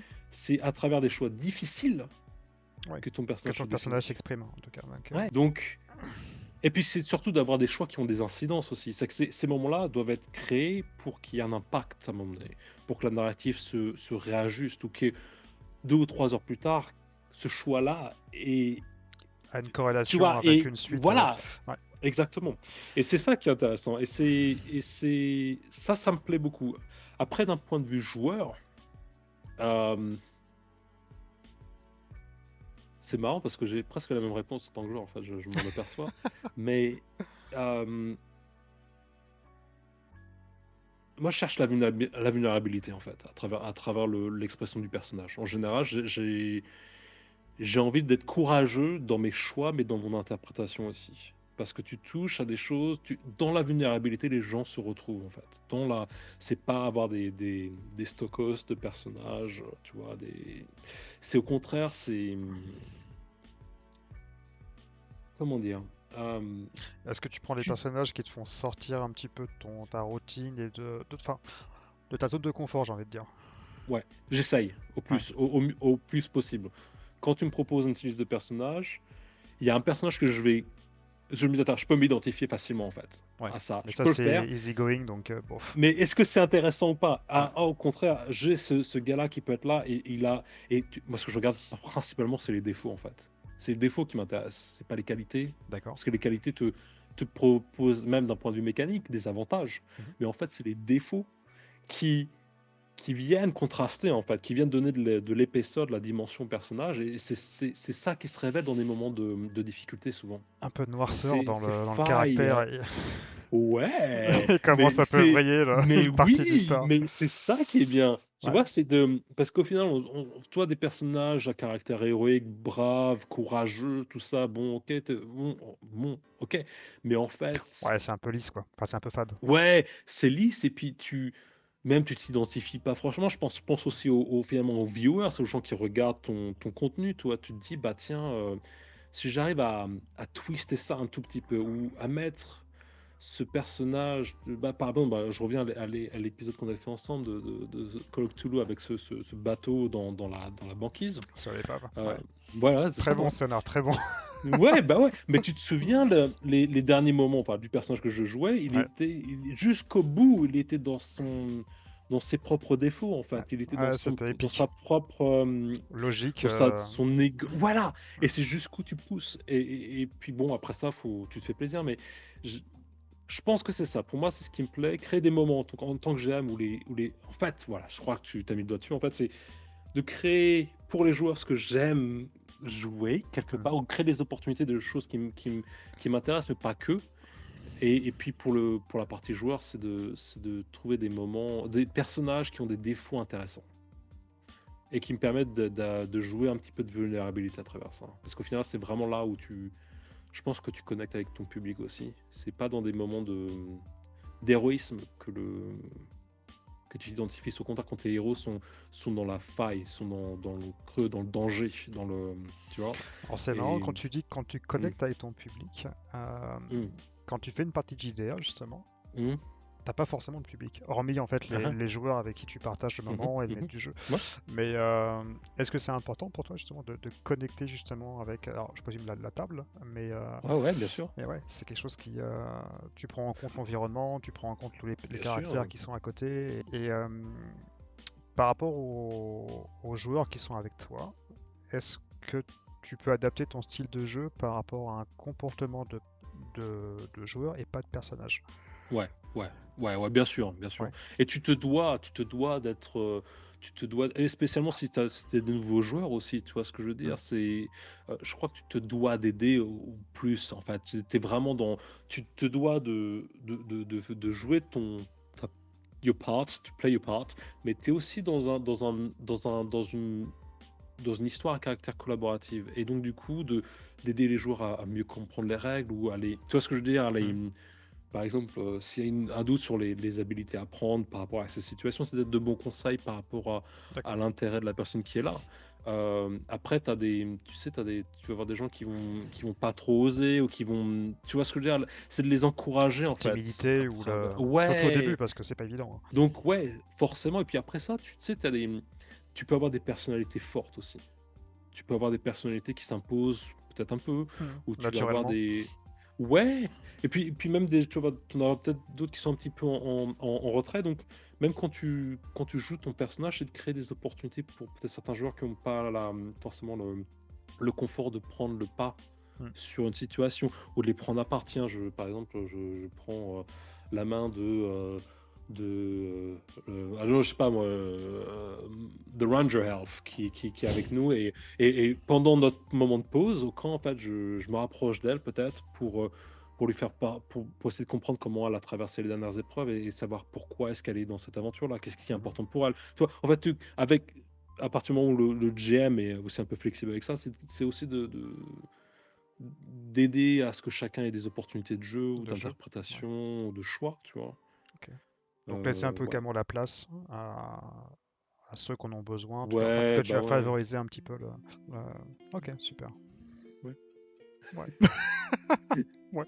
Non, mais c'est ça. Mais tu le vois avec des joueurs qui ont aussi des neurodiversités différentes. Bien sûr. Tu vois, je veux Ouais. dire, des joueurs qui ont un autisme ou qui ont en anglais ADHD ou Hmm. qui ont certains trucs, et même des traumas. Tu vois, ce qu'il y a des sujets que tu peux pas forcément aborder. Il faut Aborder, être ouais. Ouais, resté, faut rester super prudent, tu vois. Donc, il y a aussi la bienveillance. On est là pour se faire plaisir, pas tu vois, se d'où sentir l'importance de revenir à une boost. table où les gens se connaissent, où tu sais que ça va matcher et qu'il y a Ouais, une ambiance qui est déjà. Sans pour autant sortir des X-cards, etc., qui est assez nouveau dans ouais, le monde du jeu. Mais c'est ça, en ouais. tout cas, voilà. Réunir un climat où tout le monde peut s'exprimer et ce qui est important. Ouais. Une confiance, c'est une confiance. Bien sûr, ouais. Ah ouais. Aussi Ouais, en tant que le maître, en termes de maître du jeu que les joueurs qui partagent. bien sûr, bien sûr. Donc, Ouais, dernière question nice. avant la question Ok, mystère. ok. Ouh. Alors, euh, admettons que tu dois t'exiler sur une île déserte pour n'importe quelle raison. Ça peut être Hmm, un choix personnel, un crash d'avion, ton bateau qui ok, s'échoue sur une île. Tu emmènes 3 ouvrages, 3 livres avec toi. Pas forcément du jeu de rôle. Ça peut l'être, mais ça peut très ouais, bien être n'importe quel type d'ouvrage que tu as ok, lu ou que tu n'as pas lu. Quels seraient ces ouvrages? Et encore une fois, ce qui m'intéresse vraiment, c'est de savoir pourquoi. ok, ok, Pourquoi ce choix? génial. Ok. Génial, je sais pas, Euh, mais non, ok, très bien, très très bien. Euh, ok. Le premier qui vient en tête. ouais. Pour moi, c'est Je suis une légende de Richard Matheson. Ah, d'accord, ok. Pourquoi ce choix? Euh, un livre, pour moi, pourquoi? Un livre qui m'a profondément touché quand j'avais 16 ans, que j'ai lu pendant une vacance comme ça, un été, et c'est génial parce qu'en fait, c'est à la fois de la science-fiction et du fantastique. Tu veux retracer l'histoire, le pitch en 2 secondes? Ouais, le pitch en 2 secondes, bah, en gros, c'est l'histoire du dernier homme sur Terre, quoi. Hmm, Et en fait, tout le monde est devenu un zombie, en mhm. gros. Enfin, un zombie isque. Ouais. Ça se négocie, tu vois. Mais en fait, voilà, c'est le quotidien de cet homme. Et puis, comment, finalement, en fonction du status quo, eh ben, en fait, lui devient une légende, un Mhm, mythe. Et c'était vraiment le côté, et ça qui est génial avec Matheson, qui est un auteur que j'adore, c'est cette espèce de spirale de conception mhm. qui se passe pendant le film à mesure que tu comprends en fait avec le personnage Robert Neville ce qui se passe. Et si bien il y a eu tant d'adaptations cinématographiques autour de ça, Moi, j'ai trouvé que c'était un ouvrage qui touchait à l'intimité du quotidien d'un personnage dans une situation extraordinaire. Extraordinaire, ouais. Ouais. Complètement atypique. Ouais, et ça m'a beaucoup plu, ça m'a beaucoup parlé. Je me suis toujours dit, tiens, si un jour j'ai le budget, j'ai la possibilité de réaliser quelque chose, ça sera peut-être ça. Et je sais qu'à l'époque, Ridley Scott avait prévu de le tourner avec Schwarzenegger avant que Will Smith Ah, soit c'était dans ouais, le. parce que là c'est Will Smith qui avait repris, enfin, qui Ouais, a pris le ça, rôle. attention, il y a le 2 qui arrive, hein, attention. Ouais, Euh, bonne chance.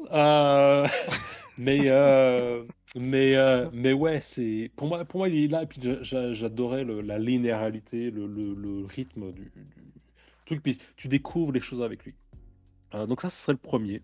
mhm. Puis l'apothéose est superbe. Le deuxième ouvrage que je prendrai avec moi.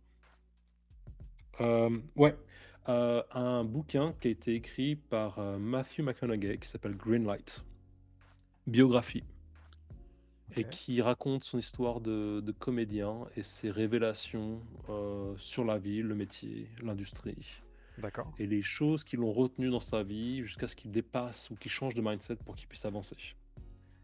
Et c'est des belles histoires, c'est des belles leçons de philosophie, c'est très sympa. Je l'ai eu en audiobook et puis je l'ai lu en même temps. Et puis le bouquin il est très graphique, il est beaucoup de découpage, de petits mots, de petites choses. C'est très dans le vécu, c'est très dans l'intimiste et moi je trouve que c'est un beau témoignage des galères et des ambitions que tu puisses avoir et puis la réalité de la vie des fois qui te rattrape mais qui t'apprend plein de belles choses aussi, Mm. quoi. Donc Greenlight, ça serait mon Greenlight, deuxième. ok, d'accord. Voilà. Et puis le troisième. Troisième. Sur une île déserte. Un petit Sur guide une île de survie. déserte. Un petit guide Ouais, de c'est ça. survie. Là, il faudrait peut-être que je sois un peu pratique pendant 2 secondes. Comment faire? Après, ça peut très Ouais. bien être aussi un choix personnel de te mettre sur une île déserte, donc t'as pas Oui, c'est forcément ça, besoin tout d'un à fait. manuel du petit. Ouais, c'est pas forcément un drame. Euh, non, tiens, attends, je réfléchis. Ah, si, bah si, tiens, je prendrais un livre qui a été passé de père en fils dans ma famille, qui est Le Petit Prince.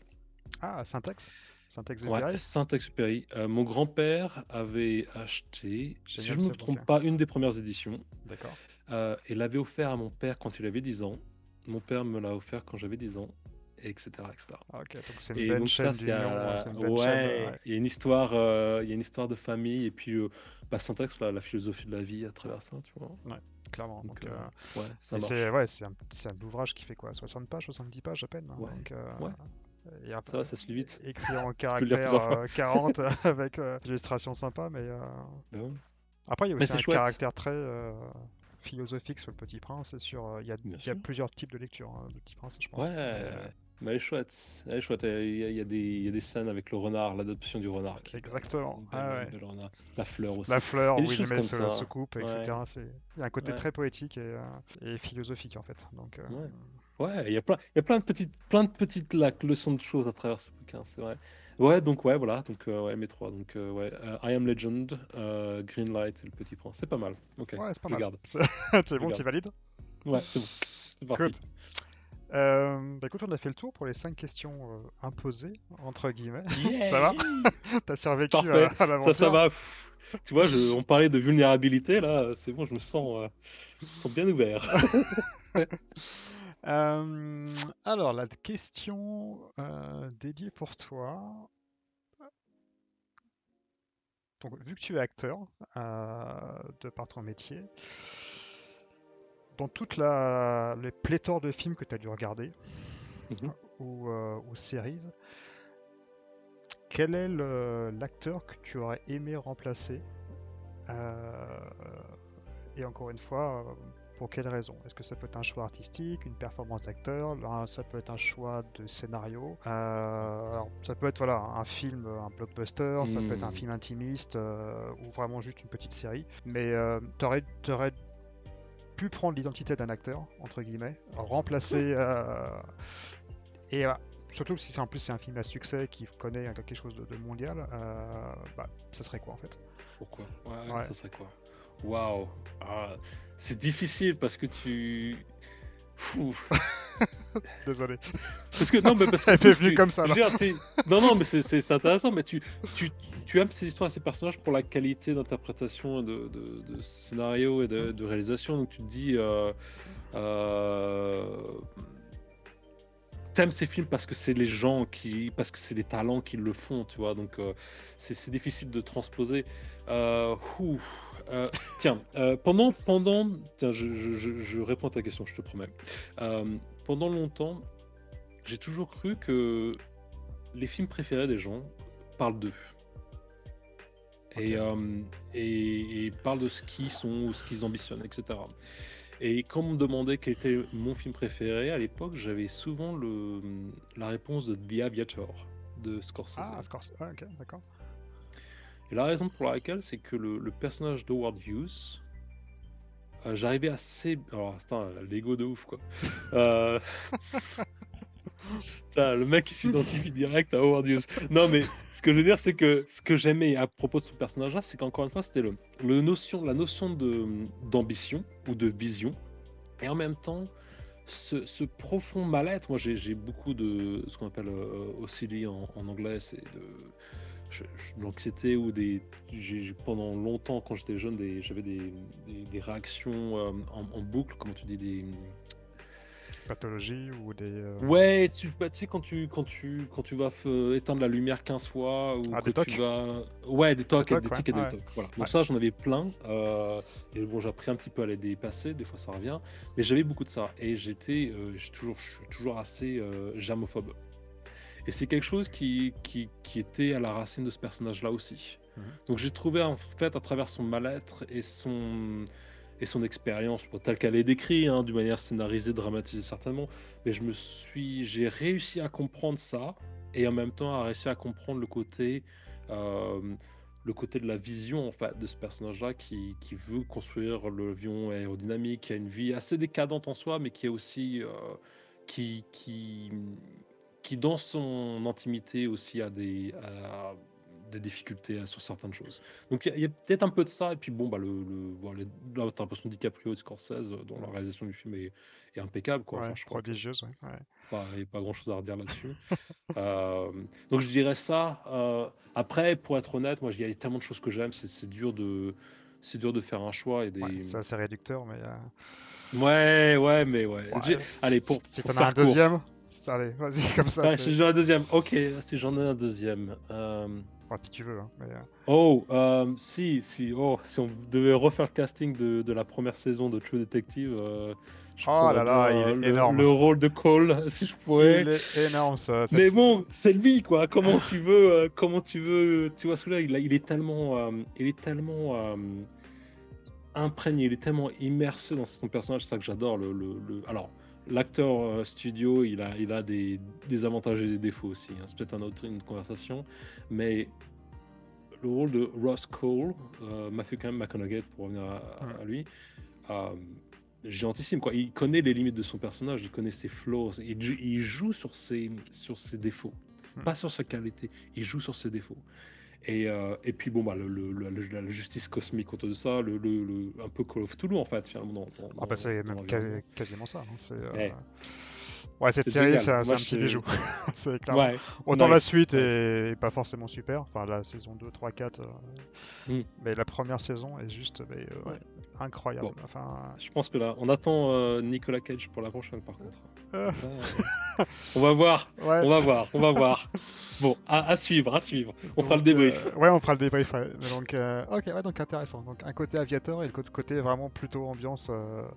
C'est même une ambiance malsaine, hein, quelque part, hein, parce que c'est dans les Ouais, bayous, dans les. ah la vache, mais c'est tellement bien. Attends, c'est super bien écrit, réalisé, interprété. C'est que c'est une conjonction de talents, si Et tu veux. Il y l'ambiance est a. juste incroyable. Il y a un petit côté le roi en jaune en plus. Bien sûr, bien sûr. C'est. Bah ouais, Ouais, ouais, ouais, excellent choix. voilà. Si. Pas trop mal, pas trop mal. Top, top. Bah écoute, Matt, il me reste plus qu'à te remercier en tout cas Oh bah écoute, non, c'est pour moi. ton temps. Donc, C'est moi, c'est moi. Merci, merci pour m'avoir reçu sur la chaîne encore une fois. Merci pour cette conversation, pour tes questions. Et puis merci pour donner opportunité à tes joueurs de se raconter à travers ça aussi. Ah, bah, je trouve, ouais, vraiment, c'est le Et but, c'est hein, super cool. c'est vraiment de découvrir les gens qui font cette chaîne et puis ouais, qui ils sont vraiment en fait. Donc, parce qu'on voit souvent à travers un personnage déjà préécrit, pré-scripté, et même si les gens l'interprètent bien, moi j'aime bien savoir en fait ce qui m'intéresse, c'est ce qu'il y a derrière en fait. Ouais.